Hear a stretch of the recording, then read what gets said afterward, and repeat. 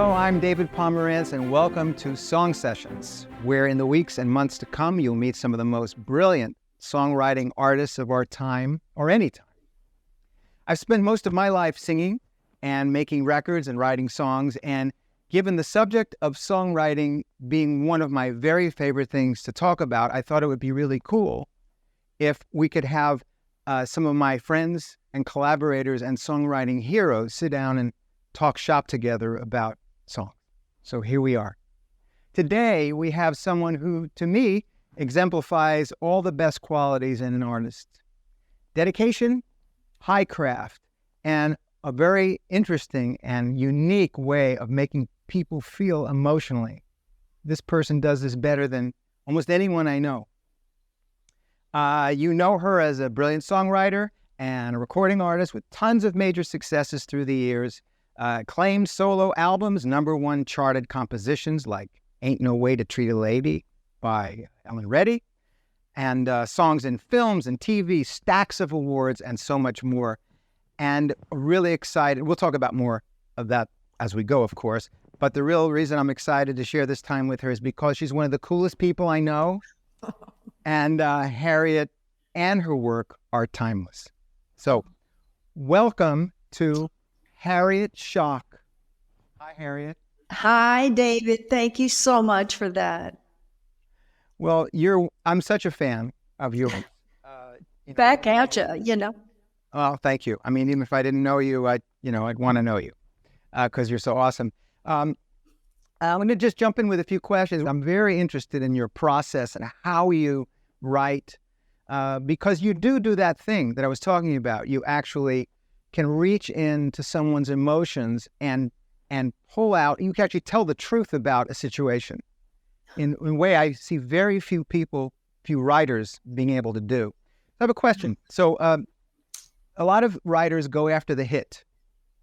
They sit down, I'm going to write a hit song, I want to write a successful song, or a song I can hear on the radio and such. But I sense when I listen to your stuff that even though you've had hits, that you don't do that. So my question to you, first of all, is it a struggle to find the truth in something? Do you suffer at all when you write and as you look for the right thing to say and that sort of thing? Well, that's a really good question. I actually don't feel inspired to write until the truth of the situation has hit me. It's usually, I know David Wilcox used to say he wrote from realizations, and that's sort of mine. If I have an epiphany about something, or if something really moves me, that's what makes me write a song in the first place. So I'm not looking for the truth unless it's a confusing situation, which sometimes writing a song will help me solve the confusion of. Wow. And then I find the truth in the process of writing. Interesting. So, and are you, when that inspiration hits you, are you in bed at night? Are you a disciplined writer in terms of the 9 to 5 of it? Do you punch a clock and then wait for something to happen? No, I should write more than I do, but when something hits me, I could be anywhere, and I've got to write it. I may write down a lyric like I did in Ain't No Way to Treat a Lady. I was on a plane and I wrote the first verse and first line of the chorus, but I usually go to the piano first. And that strangely was not how that happened. So 30 years later, I look back and thought, maybe I should start with lyric. But whenever I see a situation, I write from the truth of it, hopefully, because I figure if it moved me that much, it might move someone else. But I'm not writing for them, I have to say. I am communicating something real to a real person. Wow. Well, that was going to be a question I was going to ask you, and you've answered it beautifully. You write it to the point where it moves you. Yeah, well, I'll say this. If it doesn't move me, I don't start writing it, I think. Right. When you take on something like that, you're inspired to do it, and 4 lines come out, and they're awesome, and you're excited, and they're true, but it stops. What then? music then, because the music will take me there, because the first few lines will inspire the music, and then the music starts going, and what I want to say usually follows. Of course, there's the second verse that you have to write to the same music.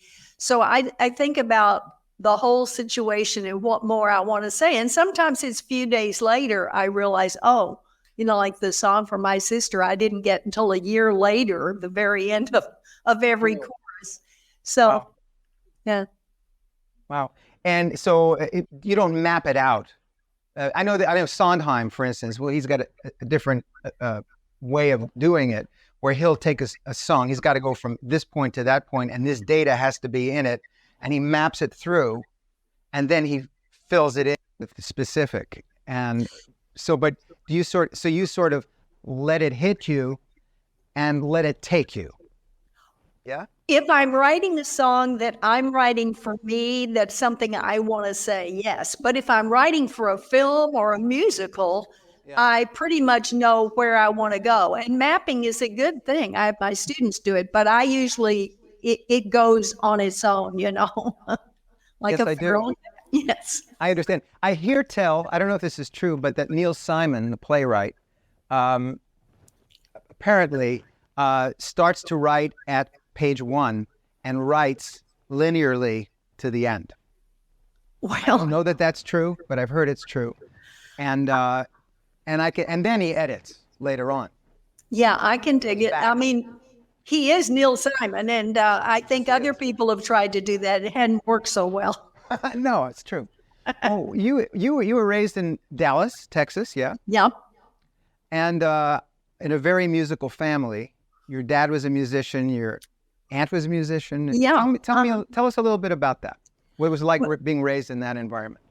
Well, my father was a dermatologist who had put himself through medical school playing marimba and cello.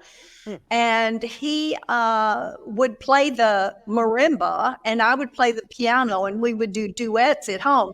And he showed me certain chords, and I had the whole circle of fifths in my mind as a family. I was C, my parents were F, my grandparents were B flat.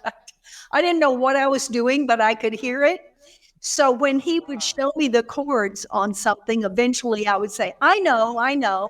And then we started doing duets. We had a very, when you have music with a parent or a child, you have something very intimate that the non-musical parent doesn't share. And so we had that bond. Incredible. Are you traditionally trained, or are you by ear, or what? Well, I did take piano lessons, and my poor music teacher thought I was reading, but I would say, why don't you play it one time so I'll see if I even want to play it, And then I was sort of reading, but, I wasn't really, I did something similar. What was the name of your music teacher? Do you remember her name? Miss Mary Evans Brown. I remember one time she played da da da da da da da da da, to see if I wanted to play it. And I said, oh, full moon and empty arms. And she looked at me and she said, oh, she clutched her pearls. She said, full moon and empty arms. I've heard it all. Because she'd never heard that there were words to that. She was horrified. Oh, that's too funny. Maybe I thought maybe she knew the song from a past life or something like this, but she just didn't know that there were words. That's right. She was pretty upset. That's amazing. So you figured it out how to play, and so you'd play with your dad. He'd play marimba and piano. And did you play what kind of songs did you play? Was Great American Songbook stuff, or? Yeah, and he grew up at a time when Darktown Strutters Ball and Alexander's Ragtime Band, those songs, he would teach me. And so I loved all that. And I grew up listening to Cole Porter and Rodgers and Hart and all of that. So craft was real important to me. Right. Well, that's obvious that it is, and that it was. And so you listen to those guys and women, Cole Porter, Roger and Hammerstein, blah, blah, blah. And what So were they your heroes? Did they knock you out at a very young age? Did you go, in terms of songwriting now, obviously? You know, My I God, wasn't, these. Go ahead. right, I wasn't as aware of who the songwriters were, but at the grocery store, they would have like Ella Fitzgerald sings Rodgers and Hart. So I heard all those songs. Actually, Hart more than Hammerstein, no offense. But anyway, and so and Cole Porter and all that internal rhyming and everything, I loved that. And Ella sang the intros too. Yes, she did. You know, Peter Minuit had nothing to do with that, you know. So I loved the writing, but I wasn't as aware that it was the songwriters doing that. I was so young, you know. I thought Ella, oh, that's wonderful. Ella sings those really good songs. Wait, how old were you then? I don't know, junior high, you know. So you were a kid, a little Yeah. little kid. Oh, I got you. I got you. When did you decide that? Was there a moment where you decided that this was for me? I'm going to write songs, and what was your first song? What did you write? What did you try? I did. I was best friends with a girl at this girls' school I went to who had a governess. And she wouldn't take us to the movie, and we would like torture her with like over and over until she said, all right, you know.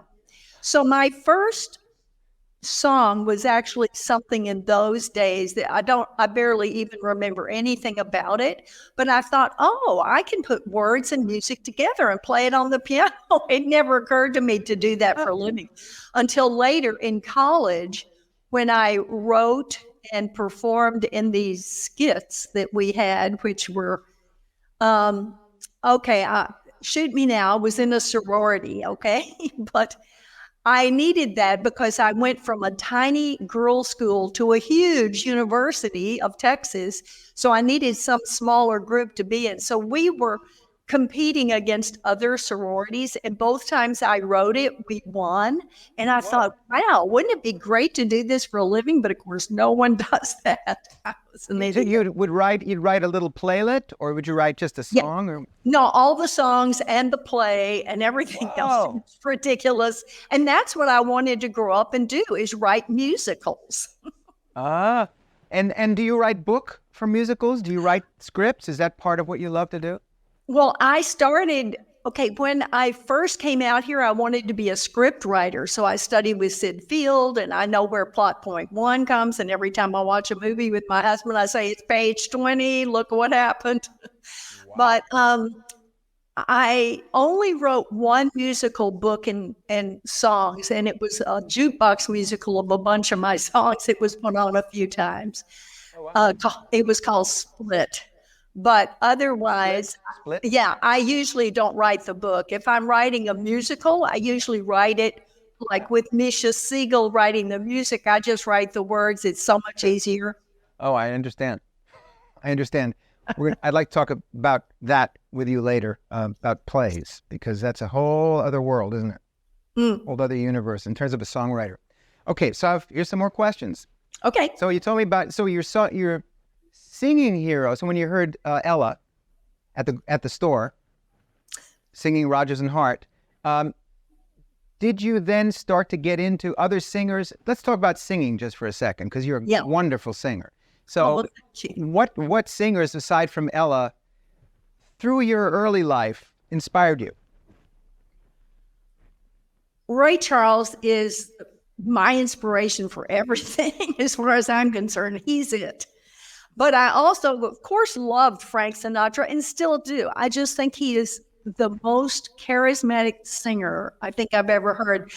But when Ray Charles opens his mouth, I'm just gone, you know. Boy, that's true, eh? He's completely Ray Charles. Yeah. There is nothing like Ray Charles, no one like Ray Charles. And he kind of seems to get into the heart and into the chest of the listener, at least for me. And really makes something happen that's very special, very emotional and special. Yeah. Ray Charles. Good. And what about songwriting? Well, of course, I was raised on all the classics, but then when I discovered Don Henley and Paul Simon and Joni Mitchell and Right. Bob Dylan and those people, that was a whole other thing, you know. I thought, I want the freedom to do all of that. It's so different from what I was brought up on, you know. Is that because it was more literary than the pop songs of those past times?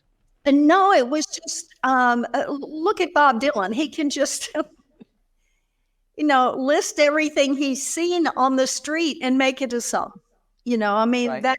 that's freedom.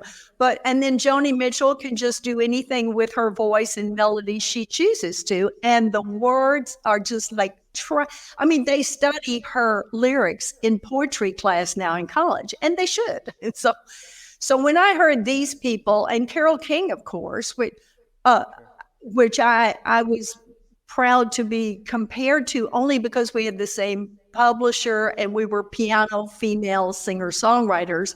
And I met her and she was very kind. But, these people had a huge effect on me. So it's hard to say, the brain is a bit of a computer and I took all that in. So who knows who really influenced me the most. But I just say Ray Charles because that's how I feel. Yeah, no, I get it. He's the feeling man. So the career thing, so you decided at some point, I'm going to try this now. Did you have enough? Did you stockpile songs? Did you have enough and go, I'm going to take these songs and I'm going to make an album like blah, blah, like Carol or whoever? Oh, I had a lot of songs before I ever made an album. I didn't do any of those other songs. They were awful. I thought they were really good. I took my reel-to-reel tape recorder into the office and played stuff for people you wouldn't believe. I mean, I've been here since the early 70s. So I was playing at a gay bar, which was the only place in those days you could play original material. And I had met a publisher at an ASCAP meeting. His name was Roger Gordon. And I told him where I was playing, and he said, okay, I'll come see you.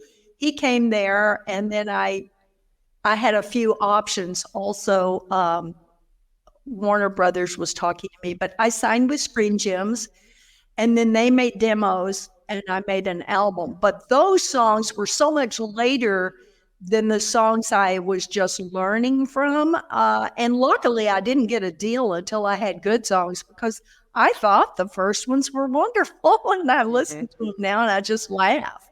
I understand. Oh, my God. When you were still living at home, when you'd come up with some of the early songs, did you play it for your parents? Did you play it and say, what do you think? Or yes, but by the time I came out here, that's when I really started writing songs. I had only written a couple of songs in Dallas because I moved out here really early. And then every time by the way, is Los Angeles for this. Here is Los Angeles. Good. Every time I went home on a visit, I would make them sit there and listen to all my songs that I'd written since the last visit, the poor things. So when my first album just finally came out, then they listened to that and the second one and the third one. They were all on 20th Century Records. And then I lost my parents. So the fourth, fifth, sixth, and seventh albums, they never heard. I see. All right. And when you were 20th Century Records, you was with Russ Reagan, right? Yeah, he signed me. I loved him. Russ Reagan, I knew Russ as well. What a nice guy, right? Oh. What a decent, lovely person. Listen, I want to just spend a second and kind of commiserate with you about this because we kind of came up in a similar time. There were people there who were that way. They were expert executives like Russ. I had one at Warner Brothers called Ed Silvers. Mm-hmm. There were those people. Irwin Robinson is another one who is still doing it.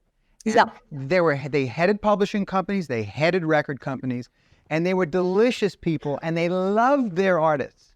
They loved them. Even Clive. Yeah. Clive was one of those people. So anyway, Russ certainly was one of those very nice people. And did he correct or want to qualify what you were doing, or did he just let you have at it? Well, I did have a gatekeeper before I got to Russ. That was Roger Gordon. He would sometimes say, because he was my publisher, I had two different, and he would sometimes say, this needs a bridge, and I'd go write one or something. But Oh, good. Russ pretty much gave me free reign, yeah. Was Roger a songwriter? No, but He had instinct. he had very good instincts, yeah. That's a talent right there, right? Yeah. Well, his father was Matt Gordon. Oh, no kidding. Oh, yeah. Chattanooga Choo-Choo, At Last. So He knew songs. Yeah. For sure. Okay, so I have a couple more things for you. Are you ready for this? Yes, I am. See, I got a page here. I got pages of things I want to know about you. Okay. 'Cause we've known each other a long time. Yes, we have. And I know you through your work, and I know you obviously through your bio, where people know about you, but there are specifics that I never knew. Here's one of them. You were managed by a guy, you can want to talk about this or not, it's okay with you. His name was Bullets Durgam. Sounds like Al Capone. What was he like to be managed? Listen, he managed Jackie Gleason and Merv Griffin and Mort Saul. Oh my God, what was that about? He was wonderful. What happened was I was managed by Roger Gordon for the first few years. And then Russ Regan wanted me to have another manager. And he said, Jerry Weintraub or Bullets Durgam. Jerry Weintraub said, oh, okay, I don't have a white chick singer.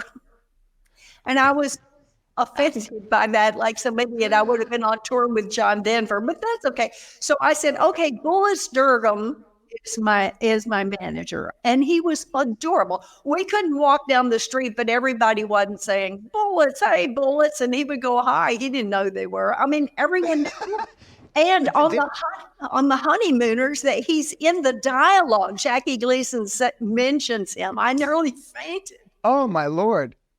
Oh, my Lord. Did he smoke a cigar? I want to know. I don't think so. You would think he would, but no. You would think he would. Okay.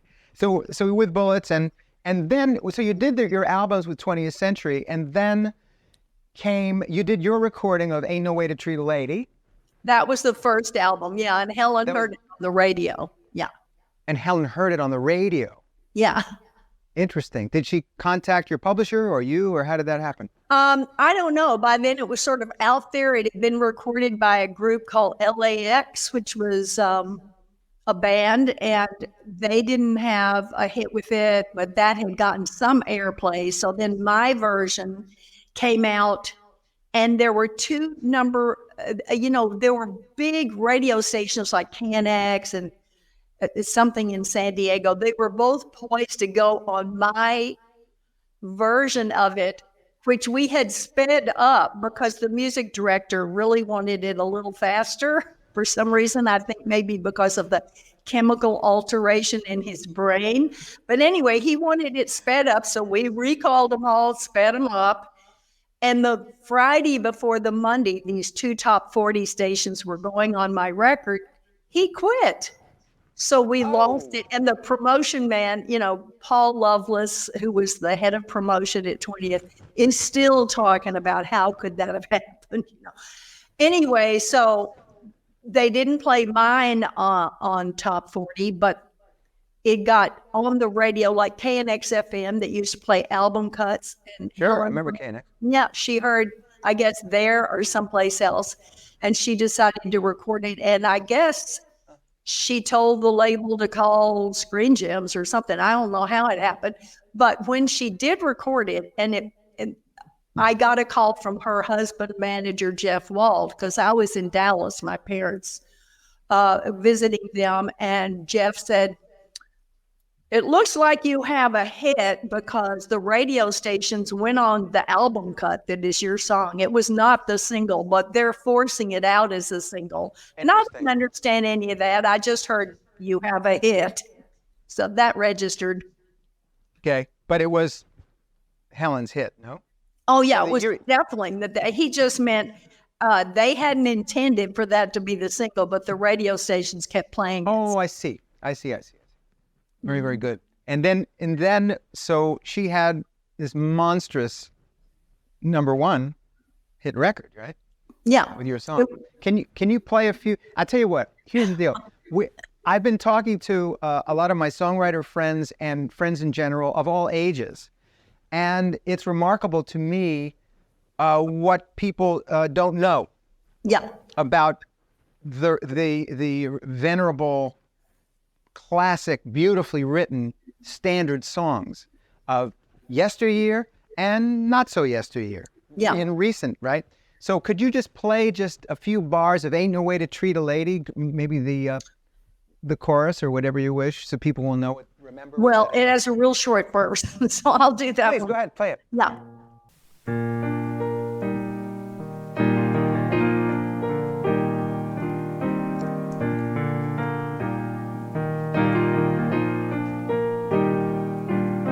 I guess it was yourself you were involved with.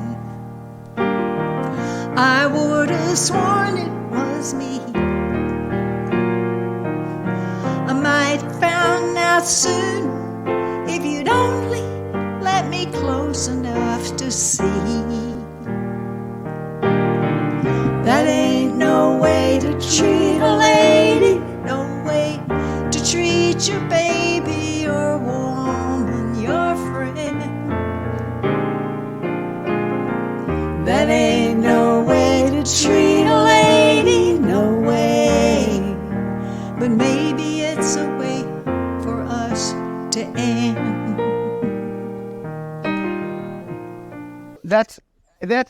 I'm got tears in my eyes. It's a beautifully written thing. And how did you have yourself sing two parts there? That's genius the way I know, it's amazing. And it's you not harmonize. doublers either. It's Andrea Rosgreen, who always sings with me, and she's in the room. She's wonderful. Thank you. Andrea. Hi, Andrea. She's back there somewhere. Hi, David. Hi, honey. Hey, so that's gorgeous. Was that a real story? Did somebody mistreat you and take you for granted? Well, it's on Wikipedia, so I guess I can tell you. Yeah, I wrote it on an airplane as I was leaving someone for the last time. Oh, yeah, you had done it before. Yeah, it was one of the last times I left him for the last time. So anyway, I started it, as I said, in the first verse and the first line of the chorus. And then I came back home and wrote the melody and the rest of it. But when I got to that interval,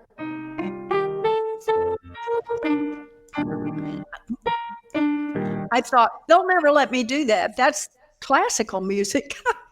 I mean, I actually had this voice in my head that said, you can't get away with that interval. I understand. But no one said anything. So No, because it was fresh to those new ears. And well, in any event, it's so emotional. Ain't no way to treat a lady, no way. It's unusual. And it's the magic of why these things happen, because they're just what they are. And listen, it's you that does it. You're the chemist. It's gorgeous. Thanks. Okay. And then, okay. Next question. Are you ready for this? I am. Everybody ready for this? I'm having so much fun talking to you like this. I am too. Yeah, this is so great. So you got this #1 hit. You've been a songwriter and a recording artist, and a successful one. And then your people start recording your songs. Roberta Flack, oi, incredible. Manfred Mann. Yeah. Manfred Mann. I know, he did the title song of my first album, Hollywood Town. Unbelievable. Down in Hollywood Town. Your song. I love that song. And Johnny Mathis, what did he cut? Yeah. He recorded something I had never recorded, but I had a record deal for a minute before 20th, and it was on Columbia, and Jack Gold signed me. But then there was a Paola scandal, and all of his acts got dropped, and so I went to 20th. But anyway, I met Jack that way, and he heard my song, Ooh, What We Do, and recorded it with Johnny Mathis. And it just came out on a re-release of a bunch of his stuff. I loved it. I got to sing it in the studio with him because he didn't know the vocal yet, and the melody. Yeah, it was so great. What's it called? What's the name of it? It's called Ooh, What We Do. Ooh, what we do? Yeah, it goes, ooh, what we do, what we do, what we do, let's do it again. Ooh, dear Lord, hallelujah. And I had Hare Krishna, and then I had Oy Vey, but they made me take that out. And then Amen. Oh, dear Lord, hallelujah, Hare Krishna, Oy Vey, amen. Oh my God. It's pretty funny, but You Johnny got them all in there. You got them all in there. All the references. Yeah. Very good. Oh my gosh.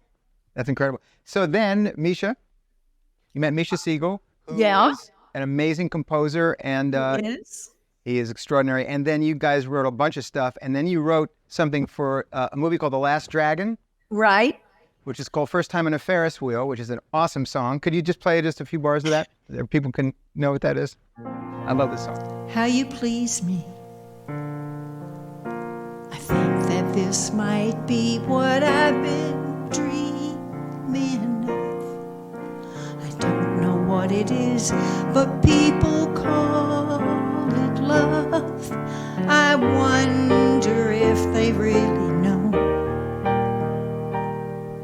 Like my first time on a Ferris wheel. There was really another verse there, but I didn't do it. That's great. It just opens up like the clouds open. First time on a Ferris wheel. Gorgeous. I know. We weren't supposed to even write a song for that movie, and we didn't know it. And someone at the company, Suzanne Costa, told us to write it. And when we got to Mr. Gordy's house, we said we had written a love song for the movie. And he said, there's no love song in this movie. What are you talking about? And so he played it. And then at 3 a.m, he called the head of TriStar and said, we're reshooting the end of the movie for this song. Wow. And they did. And Smokey Robinson sang it. It isn't really a Smokey type song, but he did a beautiful job. He did. I heard it. It's gorgeous. Carl Anderson sang the original version, and that's just it for me, you know. With our buddy Gloria Loring, right? They did. And Gloria Loring, absolutely. They actually, Carl sang it all the way through, but then when Gloria made her album, they had it on there as a duet. Oh, I see. Yeah. I see. And so when you heard Smokey sing it, what did you feel? Were you in the studio when he cut it? Not the entire time, because he was there quite a while doing this, but I love Smokey. I love his songs and everything else. But, you know, this was more of like a James Ingram type voice. And Carl Anderson had done such a definitive version of it. I would not want to be any singer trying to do that song after hearing Carl, although 35 singers have done it. So, wow. I mean, not on record necessarily, but live. And then there's a performance at Carnegie Hall, you know, Carl and Nancy Wilson. Yeah, they did a beautiful job. And then Nancy went on and recorded it herself. Oh, my gosh. Yeah. Nancy Wilson. Oh, baby. Yeah. Well, that's extraordinary. What was it like working with Berry Gordy? What was that? For the people who don't know, Berry Gordy was the founder of and president of Motown Records. That whole Motown thing, all those bands, all those groups, Temptations, Four Tops, Stevie Wonder, all of them, Berry Gordy. So now Berry Gordy finds Harriet and Misha's song First Time on a Ferris Wheel and changes the end of the movie to put it in there. What was he like?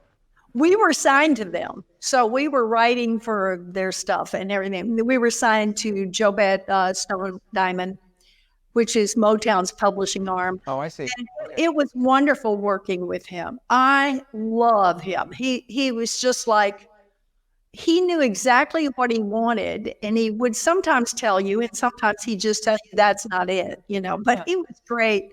Wow. And I worked with a few people there, but just working directly with him was heavenly. Incredible. You know, I know I see on some of the compositions of some of his writers that his name appears as a writer.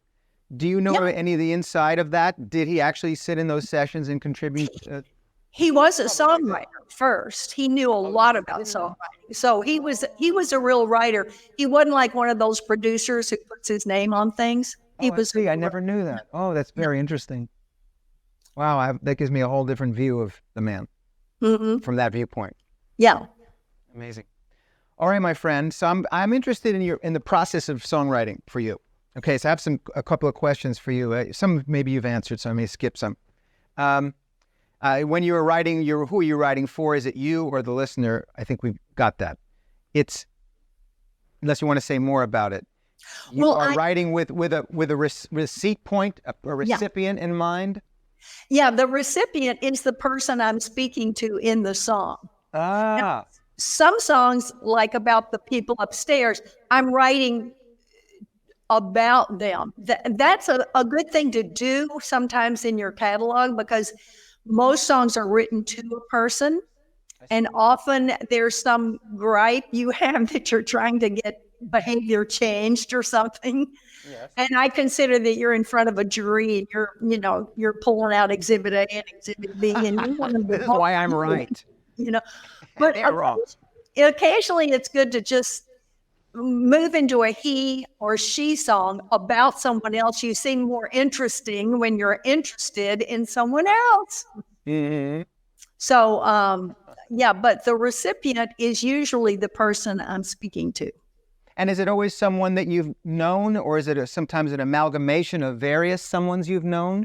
Does that ever happen? Rarely. I mean, it's usually some real person I have something I really want to say something to. Like when I wrote the song Mama for my mother and Helen Reddy recorded it, Helen sang it. She used to close her show with it. And my mother went backstage and said, "I'm the mama." That was written down, just in case you think it might be yours. No, she didn't say that, but she did say, "I'm the mom." Oh, nice. Yeah. Nice. So when you write these things and you're sweating away to tell the truth. Oh, by the way, I've got to tell you something. This is very important about you in particular. Very few people can get specific enough to move me. And I know that's a key to a great song versus an okay song. And in Nashville, they call it furniture, putting furniture in the scene, where it's not just, I love you, baby, but I love the shadow on your nose when you say hello. Yeah. Picture, wham, pictures. Right? And you do that. You're very specific. I'm going to ask you to play something very quickly.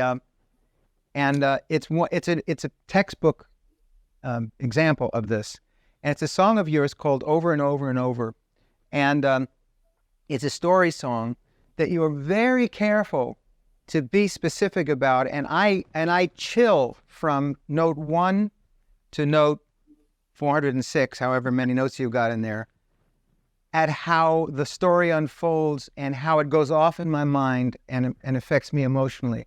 So please play a bit of that song for us, for our friends here, and share it with us, please. Okay. And over.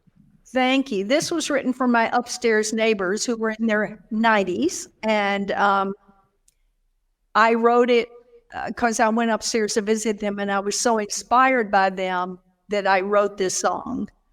And they are no longer with us, but their daughter, Dorothy Elkinis, loves this song, and so I'm so happy I wrote it. And I would never have written it had I not been in their presence and been inspired by them.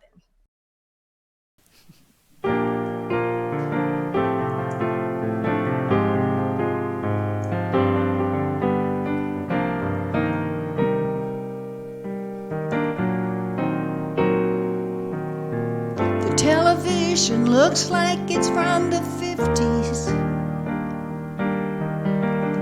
except that there's a cable in the back,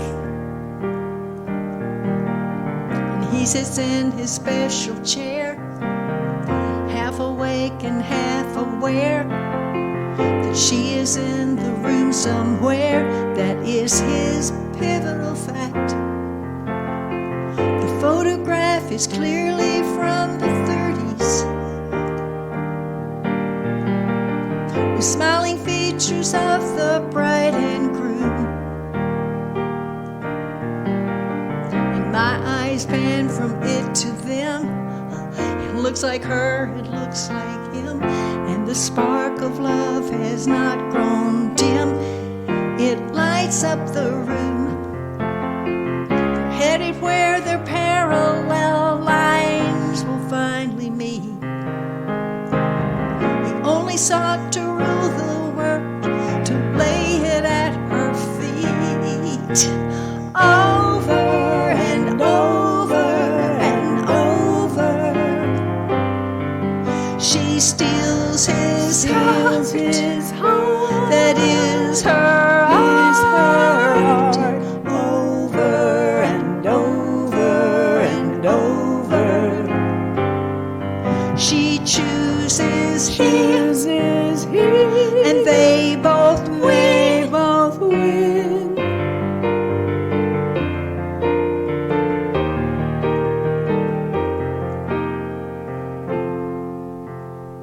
When his knees are just not up to walking, she goes down the stairs to get the mail. And if I'm dressed and quick enough, I sometimes go and take it up, as if this long abiding love were my holy grail. Their bodies don't obey them in this inning of the game, and yet the look inside their eyes is constant and the same. Over and over and over, she steals his heart. That is her heart. And over and over and over, she chooses him, and they both win.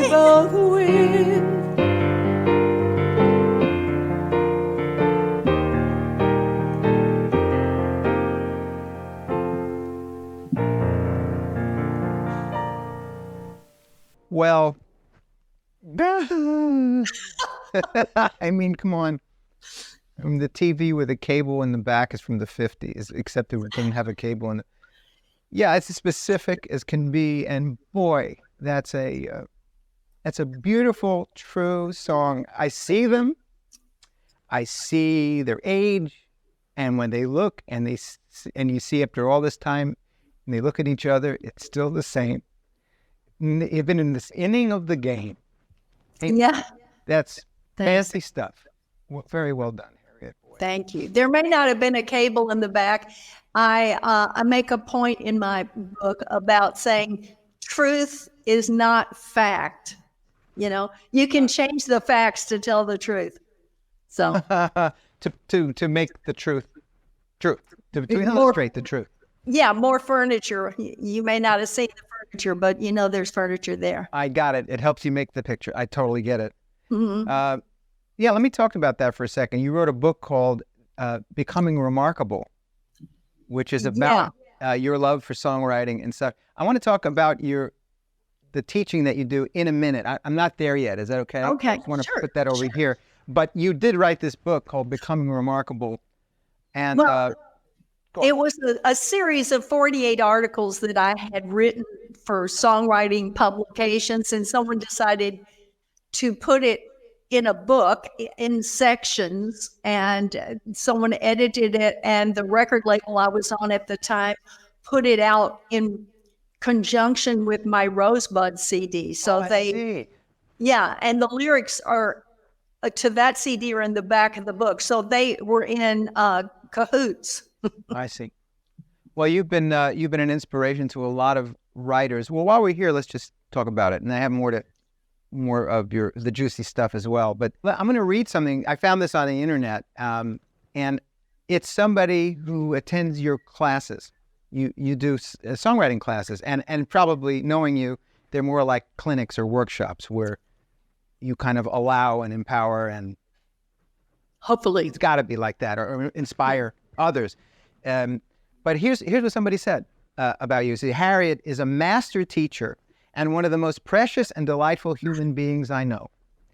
She teaches the art of songwriting in an incredibly creative, supportive, entertaining, enjoyable, loving, and insightful way.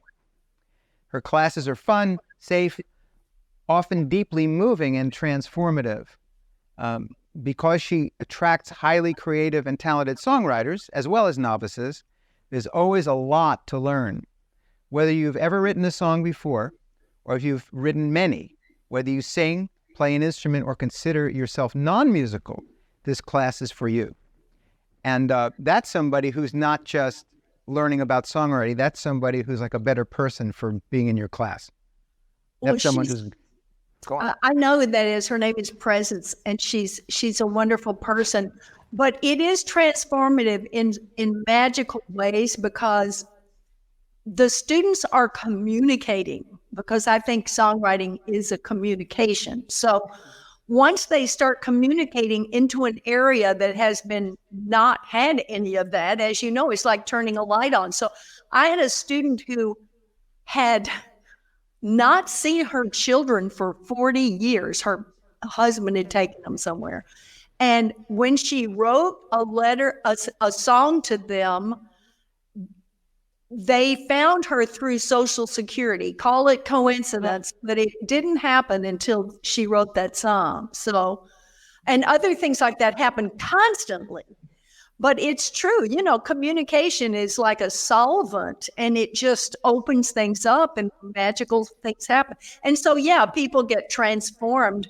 You know, I have a very good friend who's a twin who had trouble with her sister, and she wrote a song to her, and it made all the difference. They get along like mad now, you know. Isn't that interesting? So communication is at the heart of that. Yeah. And their willingness, and they've got to be able to, which is what you're helping them with too. Yeah. Yeah, and I'm also making them do it. They wouldn't have done it otherwise. You know, they want to write a piece of fluff. They don't want to write where the song is. And that song is keeping all the others from coming out. You might as well write it. Yeah. I mean, it's tough to do that. I mean, you got to be a little bit brave, right? To write over and over and over and go into that space, or any of your others, or the beautiful thing you wrote for your sister, which I want to hear in a second, a bit of when you actually land on something that's very personal, that can't always be a walk in the park or a pleasant thing to do. Exactly. Do you have a philosophy about sticking in there and getting brave and not leaving till it's done? Yeah, well, the way out is the way through.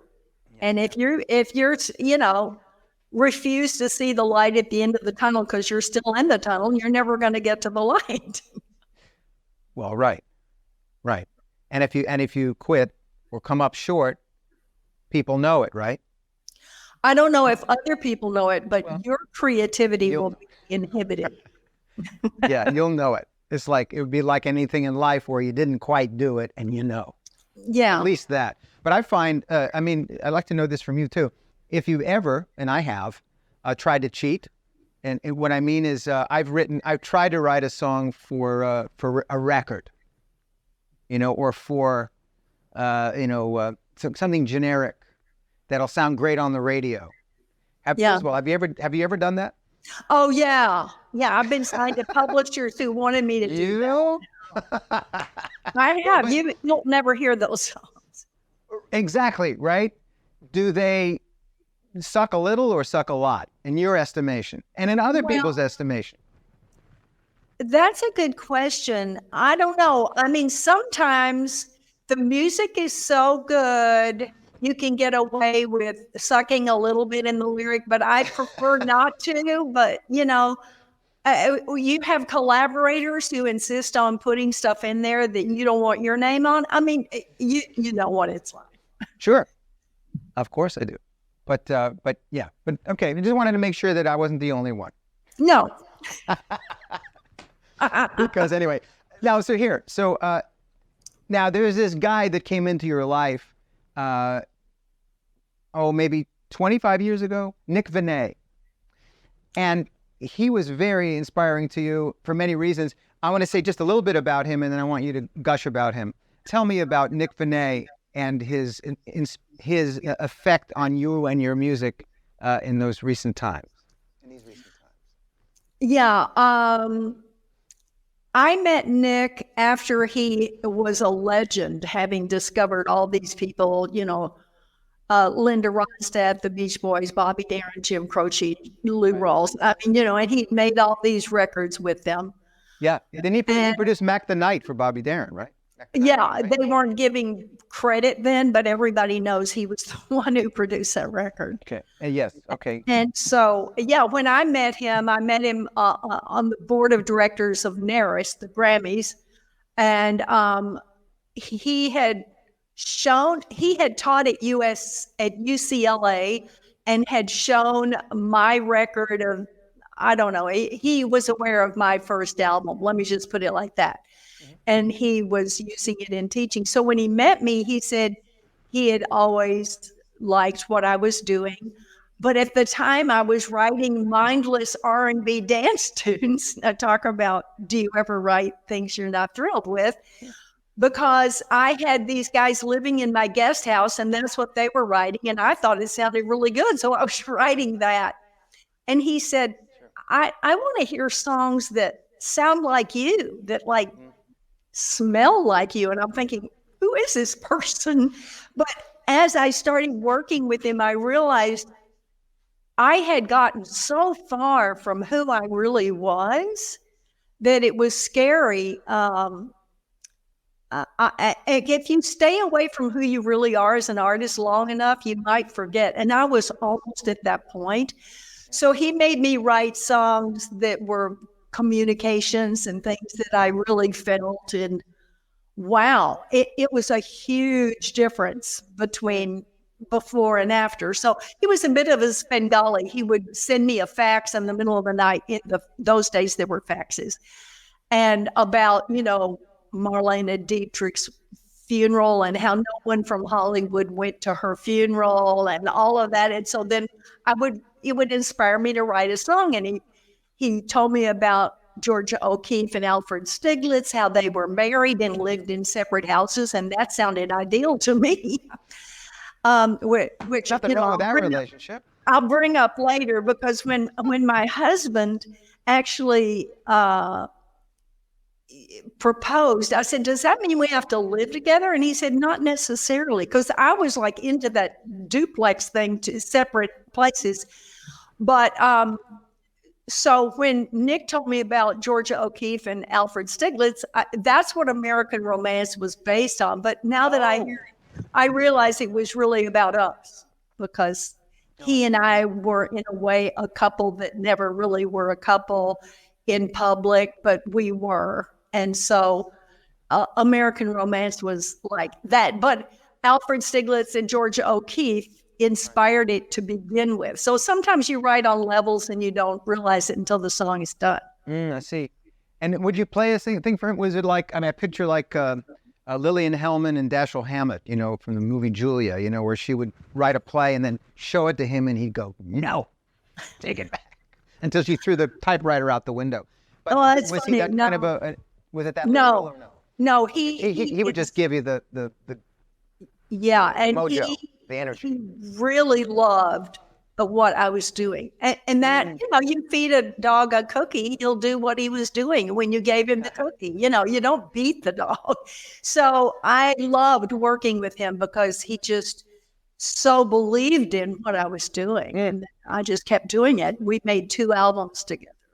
And rightly so, that he believed in and got you back on track in your Yes. Yes.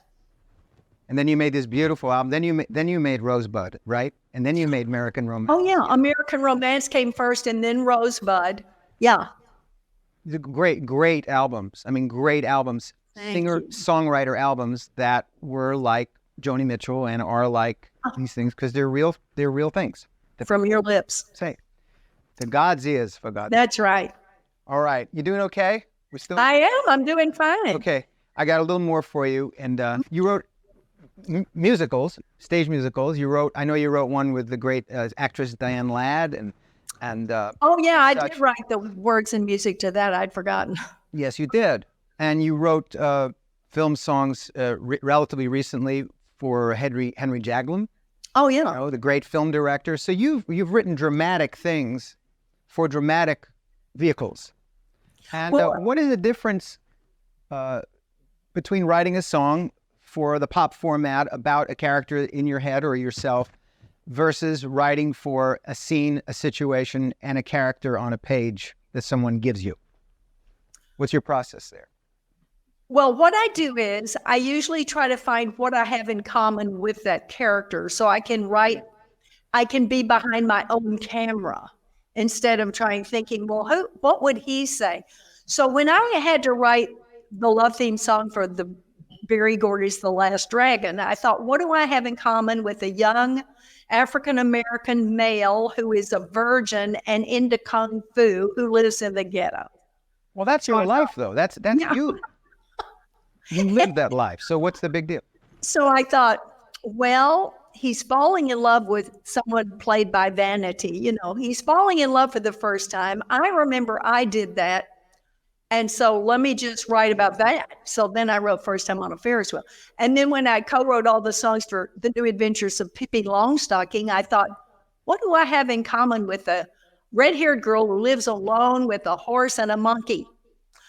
Well, she's really independent. I was raised very independent, and she thinks she can do anything. I was one of those. So I wrote from that viewpoint because we both had that in common. So it's different in that you are a character, and sometimes I'm even less like the characters. But that's just the lyric. I mean, musically, like for Henry Jaglom, he had me write songs for a movie called Irene in Time. First of all, my whole band is in the movie. He heard my band and he decided to make a movie kind of like a Lucky Man where the band comments on the action. Wow. And so he used a lot of songs I had already written, but we recorded them in the movie. And then I wrote a song for the movie because she's looking for her father in all these men she's dating. Well, I could sure relate to that. So I wrote a song called Searching for You, and that's for the movie, but all the others were already written. So when I was writing with some guys from Nashville, I said, how do you write and not put the audience to sleep when you're performing with no pictures to conflict with the pictures on the screen? How can you write a decent song that also doesn't conflict with the movie? And they said, well, we usually put the pictures in the verse because they're going to put the chorus in the movie because that's the big emotional part. And I thought, well, okay, I can do that. Yeah. But you don't want to comment on what they're already seeing. You're already seeing something, so you don't want to say what they're seeing. So you want to say something else that sort of gives more reality and wisdom to what's going on screen, right? And you can't say things like blue shirt, and you can't be that specific in the chorus. Right. Not that I would anyway, but I see. So all right, but so these songs are about you anyway. Oh yeah, they were like Okay You Win is in the movie, and Starbucks, and all these songs. He just wanted to use them in the movie, but somehow it comments on the action, and sometimes it's just in the background. I see. You got this. I want to just listen to this title, everybody. This is one of her titles, and it's a great song. And it goes, "Okay, you win. I give up. You're right. I'm gone." That's the title. Okay, you win. I give up. You're right. I'm gone. Is that awesome or what? How important are titles to you, just generally? Well, they're real important. I actually had a student named Janelle Rapp who was writing something to someone, and the title she came up with was Okay, You Win. I Give Up. And I thought that was already a song. So I added, You're right. You're right. I'm gone. And then I wrote the rest of the melody and lyrics to that. Sure. But titles, I think, are real important. I I think, not to know what your title is like getting in the car wanting to go to New York, but you just start driving. Yeah. Interesting. Wow. And does the title come like when McCartney wrote Yesterday and he dreamt scrambled eggs? Yeah. And how to find what is it about and what says that what it's about? And the answer is the word yesterday. Mm-hmm. My trouble seems so far away. So at what point are you searching for that steering wheel to New York right from the get-go when you start? Well, let's say I had dreamt scrambled eggs. I would have to have a 3-syllable word with that rhythm because he had the melody already, Right. So to have a hook, in other words, the melody and lyric of the title is real important. So, but the truth is, when I start writing, I sit down and start writing a verse. And once I have the emotion to get that melody to the title and the chorus, if I'm writing a chorus song, it comes from the feeling I get from the verse. Now, I don't advise that. I don't have my students do that. They write from a title. Right. Well, that's because that's a bit dangerous because you can go, this is great. This is great. I'm at a brick wall. There is no way out. I'm in a corner at a brick wall, and I just went the wrong way. I didn't know where I was going. Like you said so beautifully, it's how do you drive? Where am I going? Yeah. Well, but then there are all kinds of ways to do it, right? Yeah. All kinds of ways. People ask me, what do you write? Lyrics first and music first? And the answer is, yeah. Yeah. Yeah, whatever's available, I grab it, So what is your viewpoint about art and artists and what their role is in the world or in the civilization? What are they for? I think the artist, I'm going to quote Chick Corea here because what he said was, communication is the single most important thing in art. And even though what he wrote was way above my pay grade, I couldn't even find the chord he was playing, but I never felt not communicated to. I always felt included because he was a master communicator. So I feel that it is my job and every artist's job, even painters, to communicate. Now, maybe you won't communicate to everyone.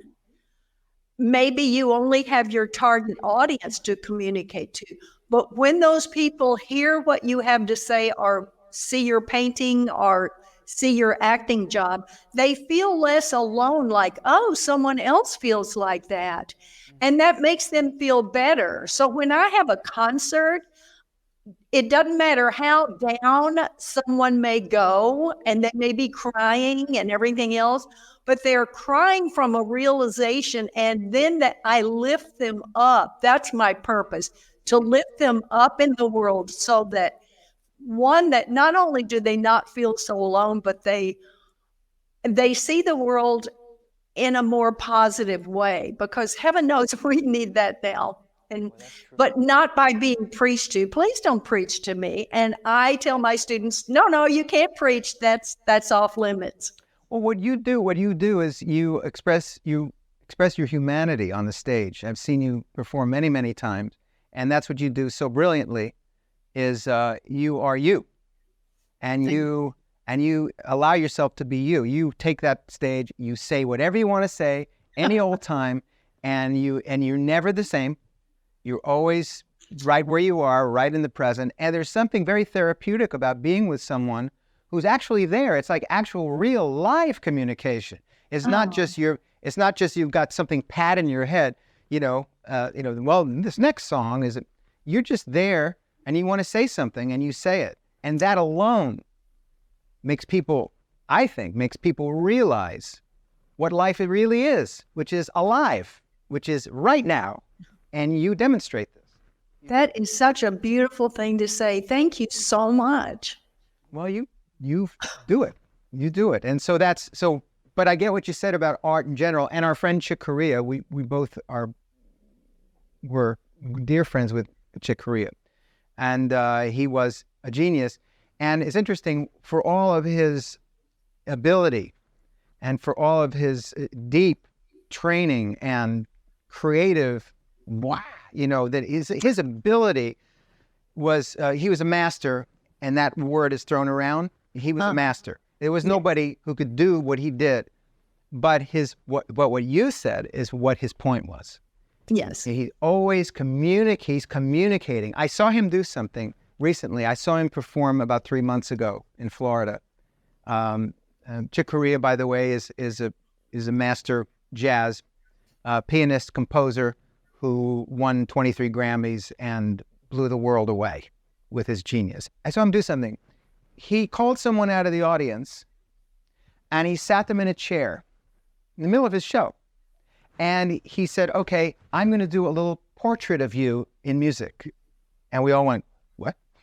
What's he going to do? Oh, wow. And he had him sit in the chair. He looked at them in the eyes, and his hands went, and he started to play and duplicate and be exactly who they were in music. And it was all the things you might imagine it would be. It was astonishing, stunning, singular. You've never seen anything like it. But here's the deal. One for one, he did it 3 times. There was a very pretty woman who was very sort of together, and she had, she was well dressed and she together, kind of cool young chick, and he sits down and he starts to play this frenetic music. And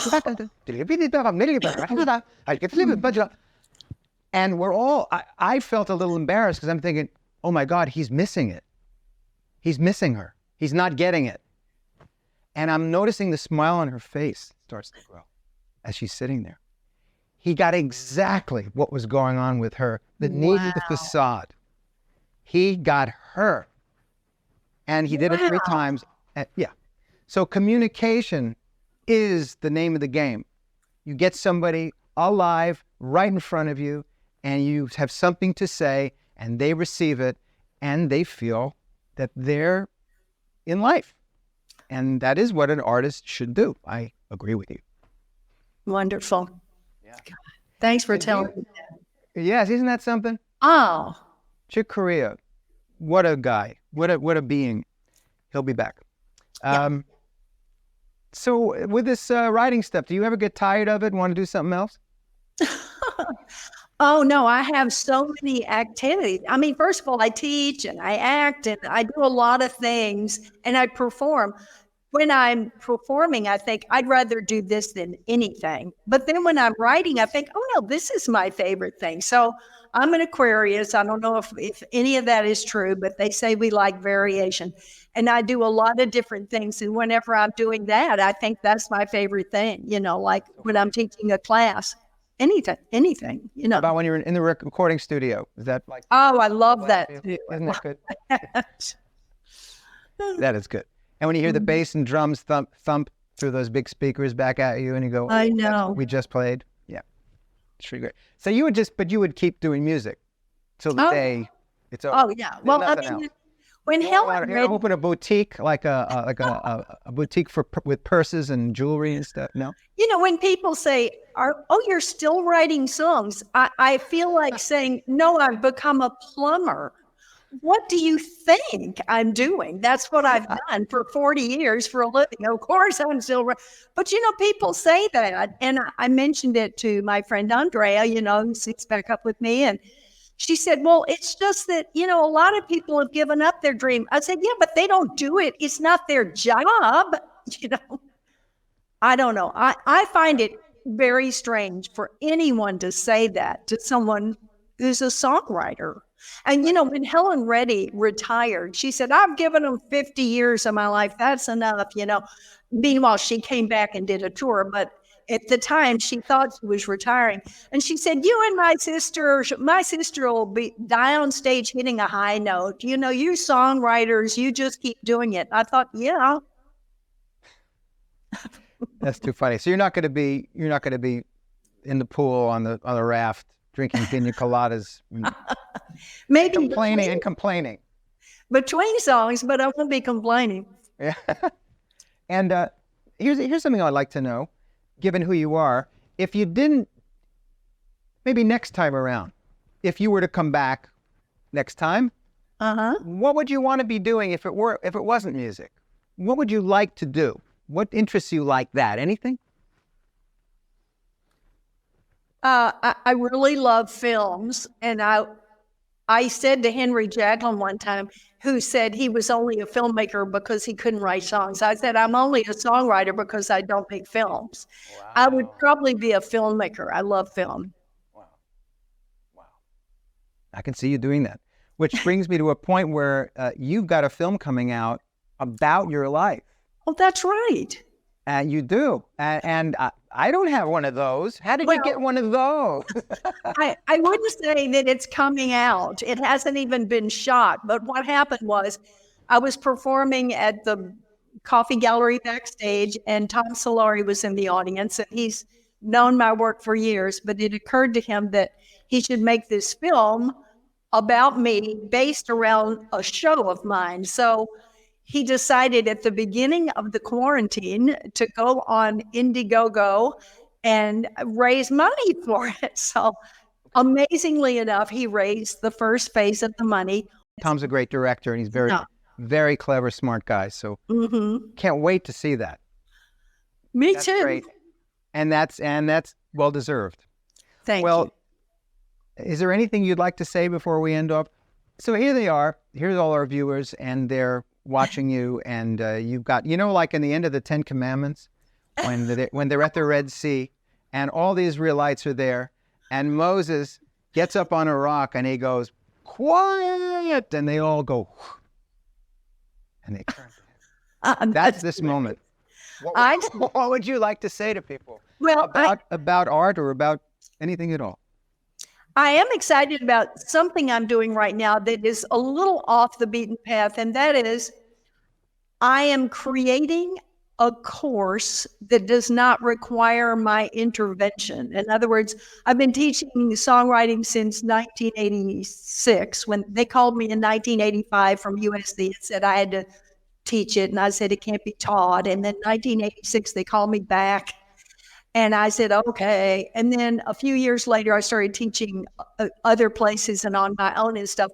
And I did come up with a step-by-step approach that is pretty amazing, but it requires my feedback on the steps. So I thought maybe I should create a course that doesn't require any feedback from me, and I can have my students take it, or anybody who's just interested to hear what I might have to say. It's called, strangely enough, and we didn't confer on this, it's called Getting Emotional Impact into Your Songs. Wow. And it's just a series of videos and articles and stuff. But it's on this platform called Thinkific, which is like Teachable, but harder to pronounce. It's Thinkific, and I'm almost done. I'm so excited, and Andrea. Huh? Yeah. Andrea. So you wouldn't have to be there or anything. No, I could just put it for sale, and people, and I'm not having discussion groups. I don't want to get into all that. Right. But it'd be interesting. So I've never done anything like that before. So that's a whole new thing. Just the technology of it has been, oh my God. But their support is great. So that's great. Well, if there's anybody going to study with anyone about songwriting, you are the one they should go to. And that's the truth. You're one of those people that walks the walk. You know what you're talking about. And your purpose, as you said before, is to inspire them and to make them better. And if that comes out in their songs, all the better. But you really do. Harriet, thank you so much. I have so much more to talk to you about. Maybe we can do this again. I would love that. I just want you to know that on my teaching page on my website, at the top of it, it's a quote from you. Oh. Yeah. Well, then that's very. You should go there and that makes it. I said that. No, you said it. But thank you. What is the teaching page website address? Oh, it's just harrietschock.com, and then you go to teaching, and you can go to it. Okay. But they have to spell my name, and it's SCHOCK. And It's Harriet, IET. People are starting calling it Harriet, like the Marriott Hotel, but it's not. The Harriet Hotel. Harriet, thank you so much. There's also so many songs that I wanted to share with the viewers today, and we didn't have time for. And I'll just state a few of them as we wrap up. You Are, Hers, which is about your sister, and it's a masterwork. And American Romance, Dancing with My Father, It Flies, and the others that you've heard, and the many, many hundreds of gorgeous pieces of work that Harriet has produced. So, Harriet, thank you very much. This is such a wonderful interview, and thank you so much for making me a part of your series. Well, it's an honor, truly. This has been a joy, and we look forward to, this is what it says here.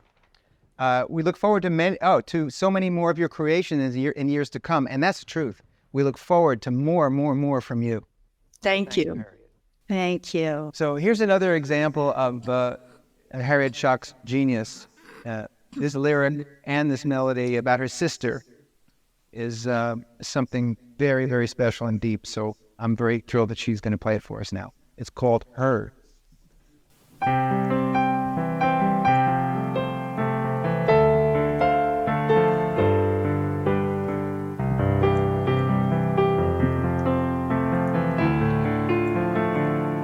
She talked about love letters when I was still a little girl.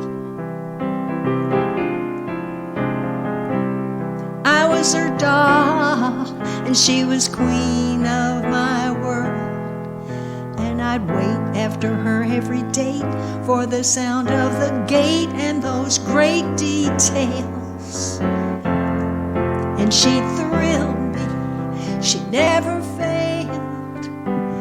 Now I'm the black sheep, the wacky one, the one who left home on the run, who has my own view of the sun with which she seldom concurs. But there are no softer arms, there is no warmer laugh, there is no sweeter heart than hers.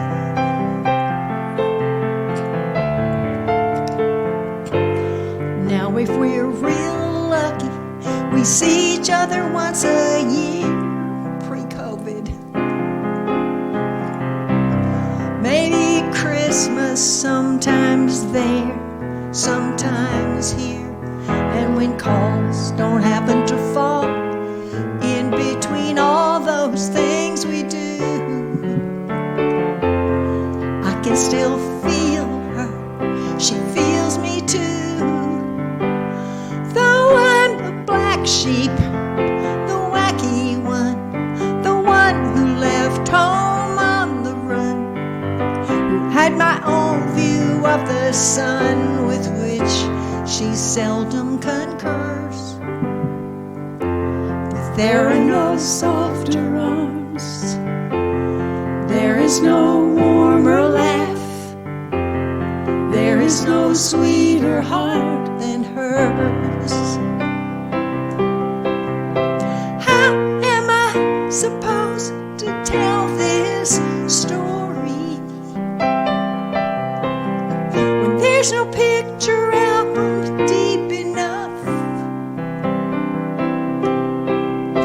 My big sister reigns over the category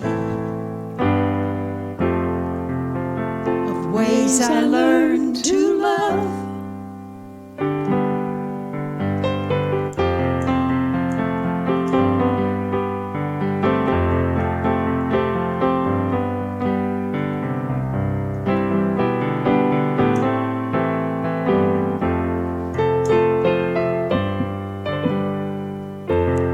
There are no softer arms, there is no warmer laugh, there is no sweeter heart than hers.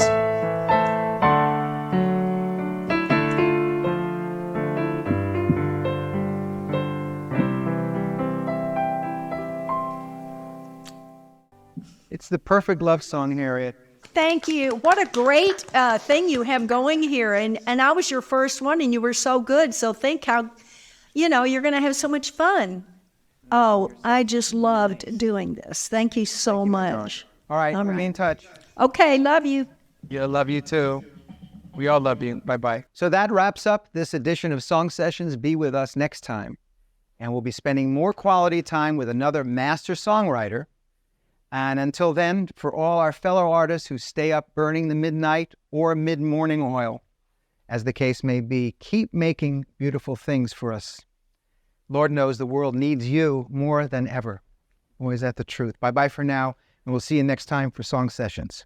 Take care.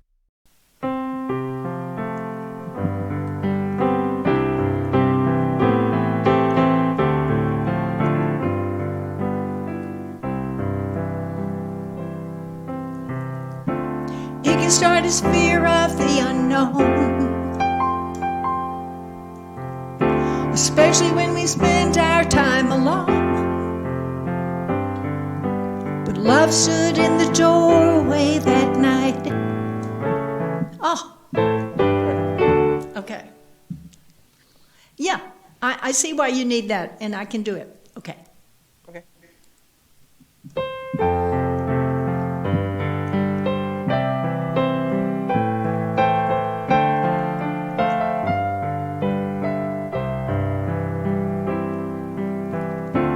It can start as fear of the unknown, especially when we spend our time alone. But love stood in the doorway that night, like a wild bird poised before flight. It flies, it sighs, it flies, it soars over burning skies. It dives and sails, and its spirit never fails.